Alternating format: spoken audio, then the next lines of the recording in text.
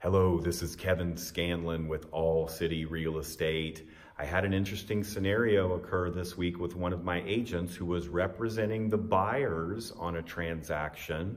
They had gone under contract, they had negotiated an option period of 7 days, and as they drew closer to the end of that option period, it became clear that there were some issues that were going to need to be re-examined, some negotiations perhaps that were going to have to be ongoing past that originally agreed upon option period.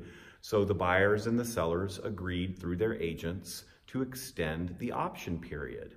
So my agent, the buyer's agent, crafted an amendment extending the option period an additional 5 days and had his two buyers, husband and wife, sign that amendment, and he submitted it to the listing agent. The listing agent then passed it on to his sellers. One of the sellers signed, sent it back to the agent, and the agent simply forwarded on to my agent, who then sent it to his transaction coordinator. The transaction coordinator mistakenly executed the amendment. We're missing one signature. So my agent was freaking out a little bit, said, Kevin, which is the effective date? Is it the date that we had the 3 signatures and then an executed date was placed on that amendment? Or would it have been the following day when in fact the error was discovered and the other seller signed and sent back the amendment? And the answer is answer B. All parties must sign and or initial documents, in this case an amendment, also applies to a 1-to-4 family contract, before the executed date can be filled in. So in this case, what he was worried about was the fact that the executed date had been filled in for that Thursday, when in fact the signatures were not received until Friday. So did he need to go back and change the executed date on that amendment once the second seller's signature was received? And the answer is yes. However, now you have a change on the amendment, which means that the change must also be initialed by all 4 parties, the 2 buyers and the 2 sellers, before you have a fully executed and valid amendment.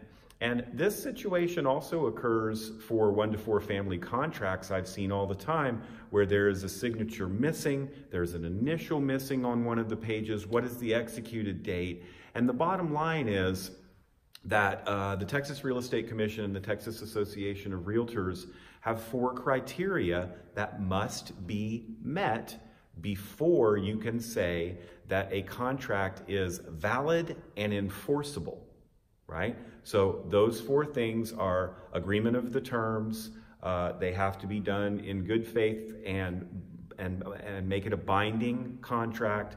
The executed date must be placed once all signatures and initials are in place. Then the 4th and most crucial step that is often overlooked is notification of execution must be given by the last party or the last party's agent to the other party. In other words, I've seen scenarios where an offer was received on a Friday, they negotiated, the sellers sent back a counter offer to the buyers and said, this is it, this is the best we were gonna do. The buyer's agent at 10 o'clock on Friday night says, great, done, I'm sure my buyers will sign off on it. The buyers did sign off on it. The buyer's agent executed the contract, took off to happy hour to have some margaritas, did not send back the executed contract to the listing agent, did not notify the listing agent. Saturday morning rolls around, bright and early at 8 a.m., those sellers get a different offer. A second offer comes through. It's $10,000 more than what they just agreed upon the night before.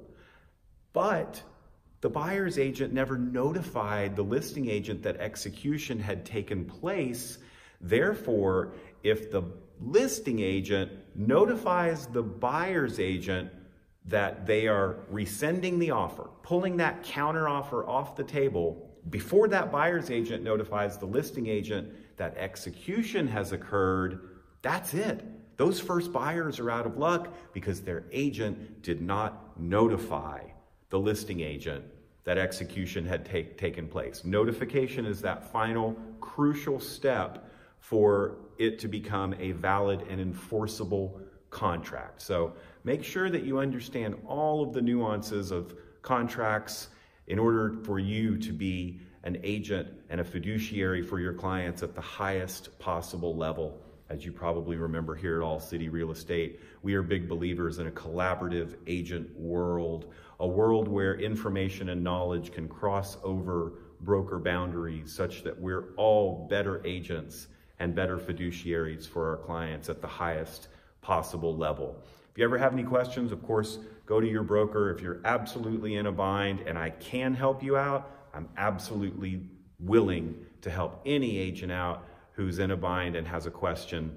Always feel free to call me on my mobile at 512-775-3846. You can text me there also. You can also email me, Kevin@allcityagents.com.